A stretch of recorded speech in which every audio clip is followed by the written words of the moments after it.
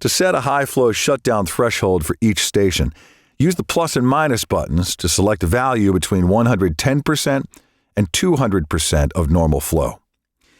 If a station exceeds this threshold, it will shut down automatically. An alarm will appear on the display, and the controller will continue to the next station in the program.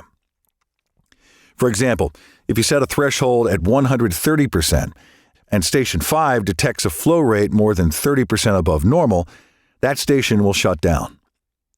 The controller will then move on and finish the rest of the program. Once the program ends, you'll see an H for high flow along with the affected station number, Station 5 in this scenario, and ERR on the display.